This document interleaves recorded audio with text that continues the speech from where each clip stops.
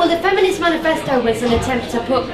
women's rights sort of back on the political agenda. It's, you know, something that people haven't been talking about for years. Feminism has sort of became a bit of an archaic word, and, you know, almost a bit of an insult, really. And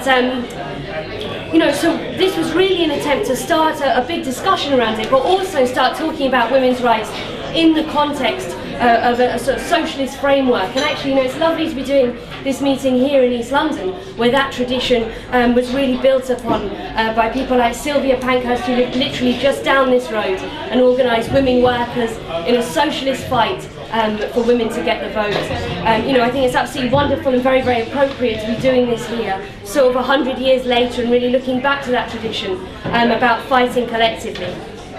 But of course there is a question, you know, how does the recession come into it, and how does the recession come into any discussion about women's rights today? And I think the first thing that needs to be said is that obviously women are going to be disproportionately affected by this budget. 65% of the public sector, which is what the Tories really want to go for, break up, smash up, privatise and, you know, completely get rid of, essentially. 65% of people who work in the public sector are women, and so, you know, it is going to be women's jobs. It is a budget that is going to affect women very, very badly indeed. And of course, you know, the Tory party is sort of traditionally the party of discrimination. And, you know, you just have to look at the kind of things that they've been saying. They were talking about,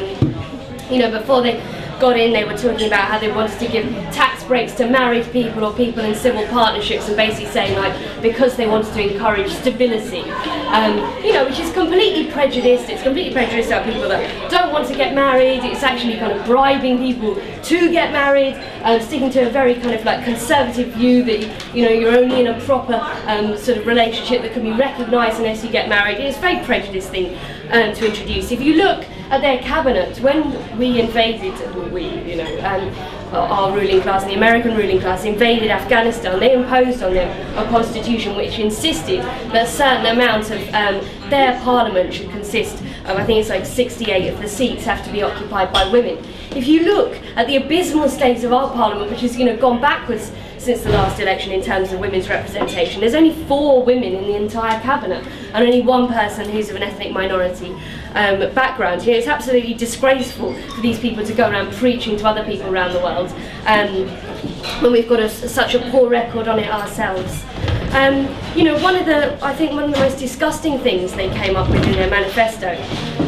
was saying that they wanted to give anonymity to rape defendants.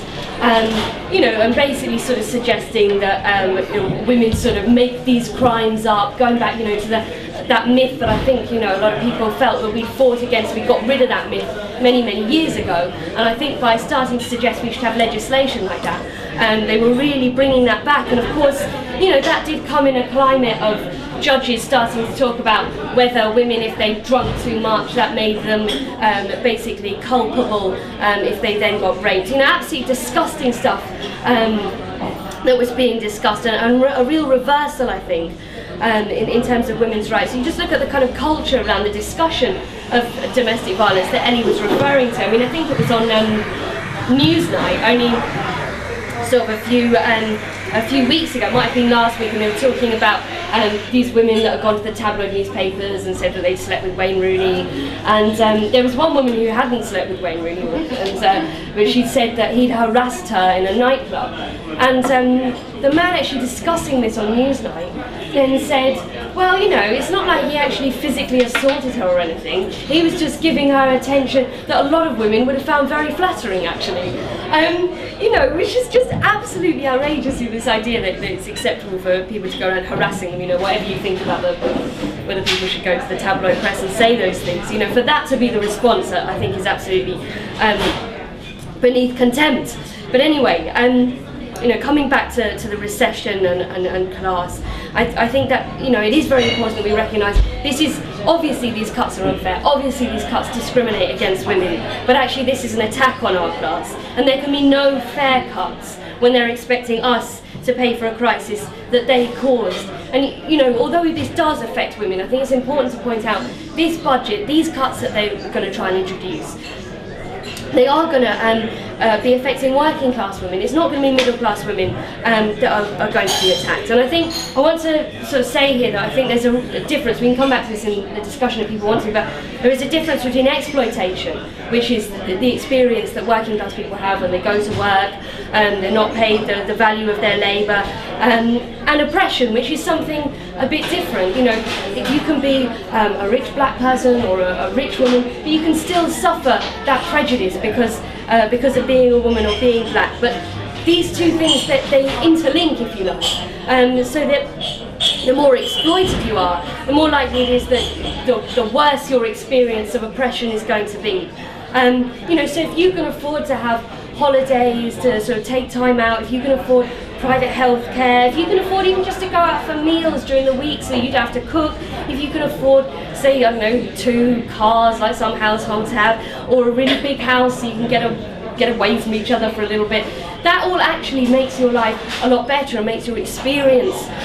of oppression, it sort of mitigates it, makes it, you know, a little bit better for you. And also, you know, I think it's important to say that middle class women do have a stake in the system. And you know, when we see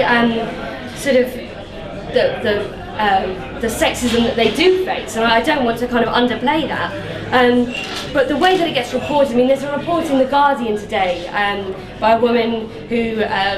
you know, it's like, challenging sexism, and she's basically revealing that Goldman Sachs is not a particularly nice place to work if you're a woman, which, you know, is probably not much of a surprise really, but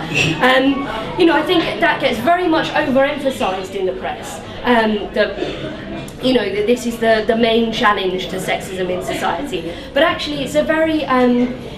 the way that they fight back against it can by its nature only be very, very individualistic. So it is always like one woman going to court on her own saying this company was unfair, that, you know, by the very nature of the jobs that they do, they can't unite with other women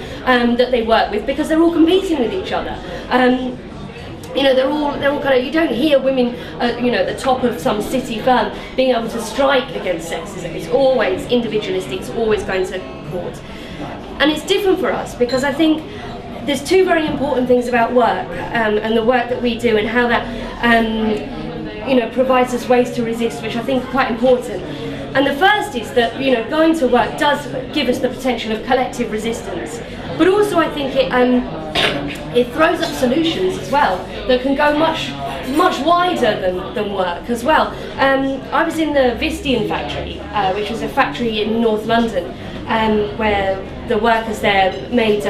car parts for Ford, and basically Ford kind of like sold it off to another company, and then that company quickly went bust, and they told everybody, oh no, you're not entitled to any of the kind of pension schemes or anything that Ford would have given you. So it was kind of a deliberate policy to rob these workers.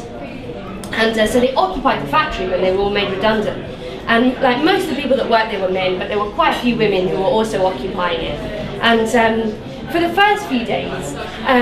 you know, there was lots of food coming into the factory, all the local people were donating stuff. And then a few days later, people started to really question, like some of the blokes were saying, why is it always the older women that are always doing the clearing up or always doing the preparing of food? And then they were like, well, there's loads of food going to waste, why can't we get some of it down to the local hospital? And I think when people start to resist, you really get that sense that actually you can start thinking about much wider questions, and it sort of opens things up for you. And so I think that kind of resistance and collective resistance at work,